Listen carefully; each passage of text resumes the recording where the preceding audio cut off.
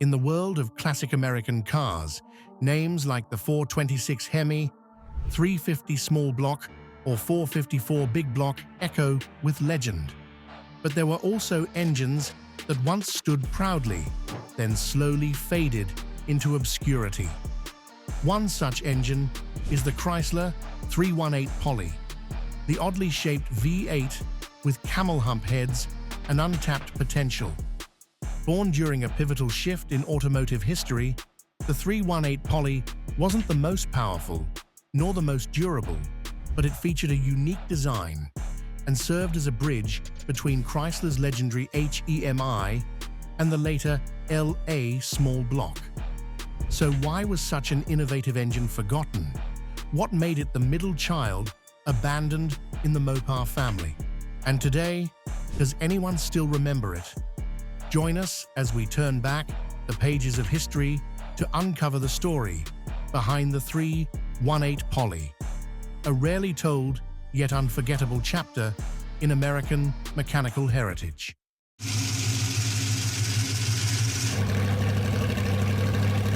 As the 1950s began, Chrysler was hailed as an engineering leader, thanks to its first-generation HEMI engines, powerful, complex, and expensive machines that earned the brand immense respect. But that prestige came with a challenge: how to bring that high-performance spirit to more affordable, everyday vehicles. Post-World War II, America was booming, and car buyers wanted practical, reliable V8-powered vehicles, affordable to own, easy to maintain, yet powerful enough for the newly built interstate highways. Chrysler needed a new type of engine, one that delivered strength without the costly complexity of the HEMI. Rather than replacing the HEMI outright, Chrysler began developing a parallel V8 line, designed to be simpler, cheaper to build, and better suited for mass-market models. By the mid-1950s, this new family of engines began appearing in Plymouth, Dodge, and DeSoto vehicles. Then, in 1957, Chrysler officially introduced the new 318 engine in models like the Plymouth Belvedere and Savoy. It was part of the A-Series engine family and quickly became the most recognizable example of the polyspherical head design. The 318 Poly featured a unique structure, a 90-degree V8 layout with a 3.91-inch bore and 3.31-inch stroke, totaling 318 cubic inches. It was built with a large cast-iron block and wide cylinder heads, which earned it the nickname Wide Block, distinguishing it from the later LA 318.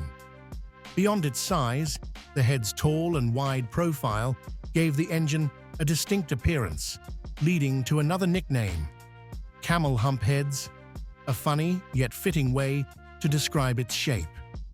Although it didn't share components with the LA 318, the 318 Poly is often seen as its spiritual predecessor.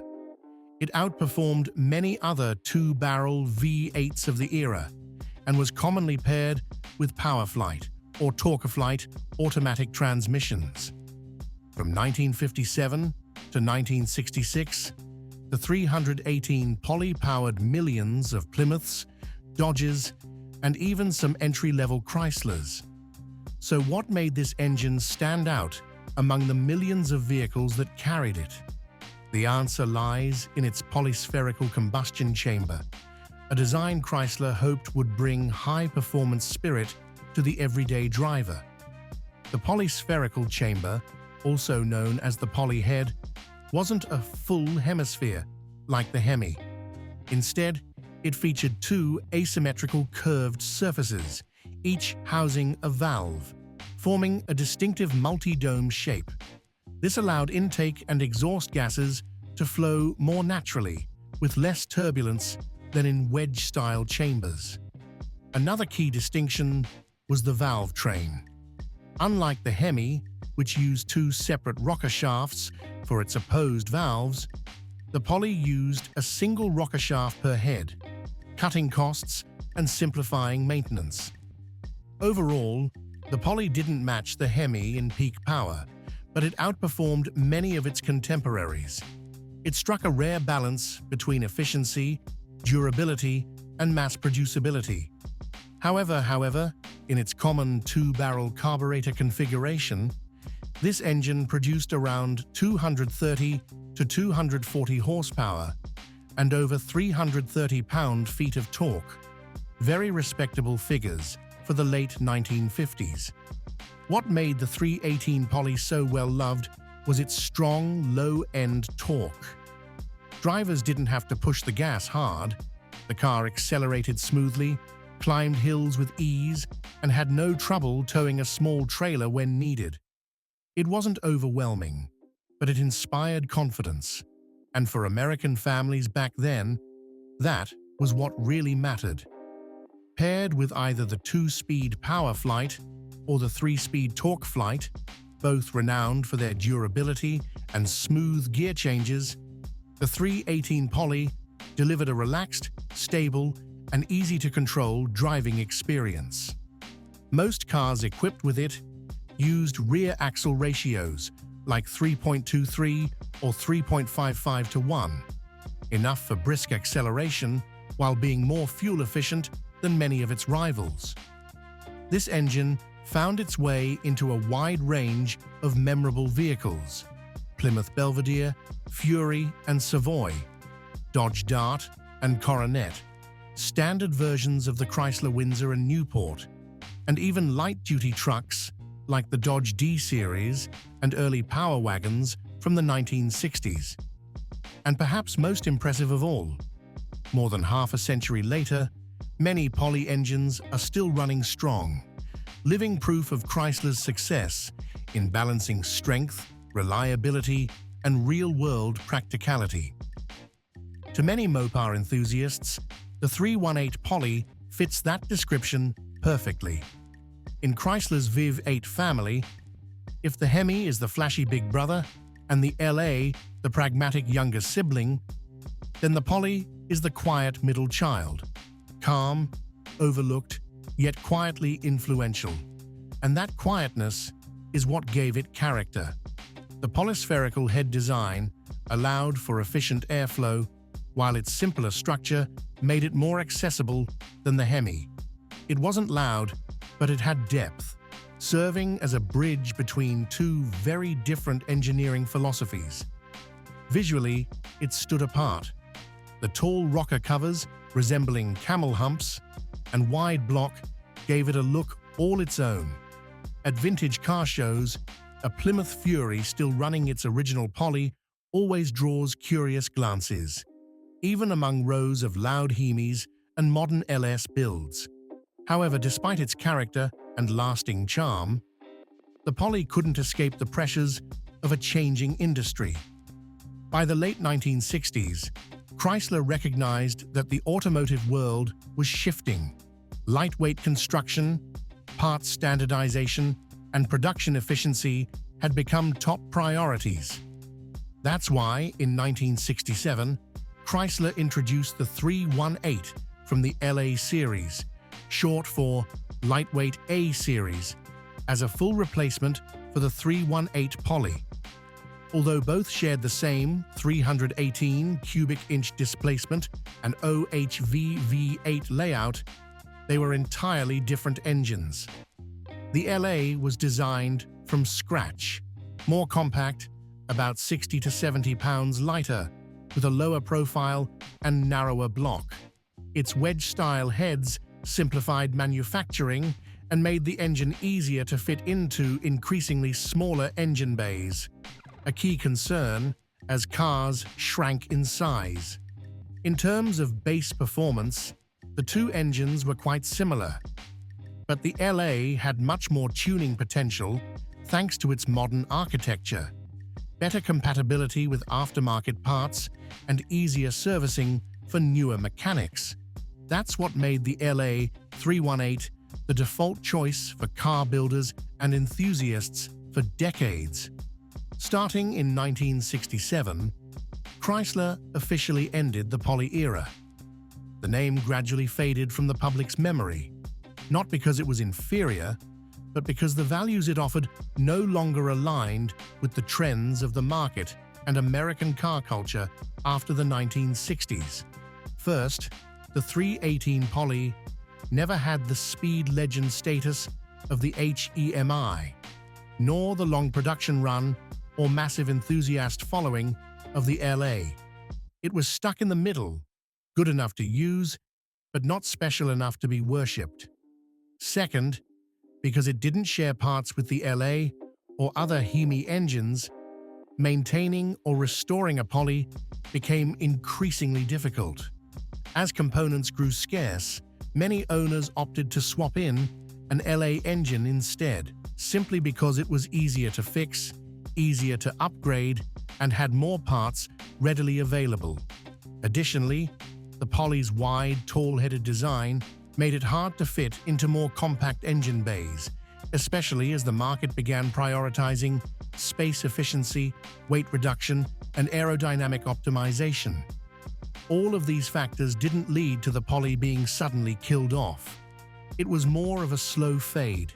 No scandal, no critical design flaw. Just a case of no longer fitting in. And like so many things in the automotive world, when an engine no longer meets expectations, it gets replaced. The Poly didn't fail. It was simply outgrown. Sometimes, in a quiet garage out in the suburbs or a dusty back corner of an old barn, you'll spot a familiar silhouette, a weathered Plymouth with its hood slightly open. Inside lies a sleeping Poly block, covered in time, but still radiating the toughness it was known for. It's not a rare sight. It's a memory, waiting to be restored. Today, with vintage car restoration back in full swing, vehicles still equipped with their original Poly engines have become treasures for those who truly understand the value of originality. Not the most powerful, not the rarest, but perhaps the hardest to get right. Because the Poly shares few parts with the LA or HEMI families, finding original heads, rocker covers, or manifolds is like searching for a needle in a haystack. Some folks hunt down NOS parts from private stashes. Others have them custom-made, not for profit, but for passion and respect. On the auction block, vehicles that retain their original 318 Poly, especially the 4-barrel versions or those paired with manual transmissions, are gradually climbing in value. Not skyrocketing like the HEMIs, but enough to get noticed, especially by those who appreciate the uncommon.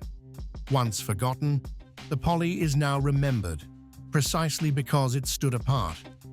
Some Mopar enthusiasts are rediscovering the Poly as a way to go against the grain.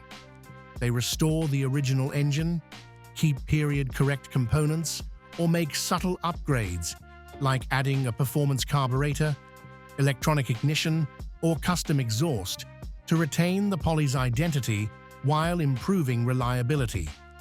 While the Poly doesn't have massive aftermarket support like the LA or HEMI, there are still specialty companies catering to it, such as Hotheads, TTI, and Wilcap. From aluminum manifolds to modern ignition systems, the available parts may be limited, but they're high quality and enough to make a Poly both unique and roadworthy. When you look at the 318 Poly through today's lens, it may not seem all that special. It didn't break records. It didn't rewrite automotive history. But if you look closer, you'll find it was one of Chrysler's most human decisions, made at a time when every automaker was trying to shape the future of the American V8. The Poly wasn't built to impress. It was built to answer a practical question.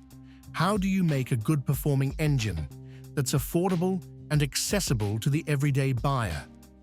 And Chrysler answered it, not with magic, but with sound engineering and bold design choices. What the Poly left behind wasn't about horsepower or torque, it was real-world experience.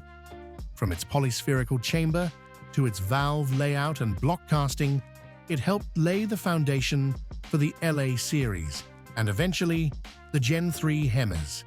Some things in the auto world never make the headlines, but they quietly influence everything that comes after.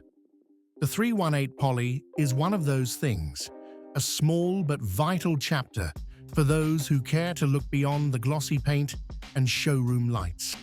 The 318 Poly might not impress anyone when you pop the hood, but for those who've stood in a junkyard, hands covered in grease, heart pounding as an old engine roared back to life, Poly isn't just an engine, it's a feeling. It reminds us of a time when the American car industry still took risks, still had color, still saw engineering as art, not just cost charts. A time when every engine had a face and every car had a soul. If you've ever come across a true Poly survivor or driven a beat-up Fury that still pulled strong, drop your story in the comments. We want to hear real memories from real people. And if you love the things the world forgot, hit like, subscribe, and share this video. Because sometimes it's the quietest machines that live the longest.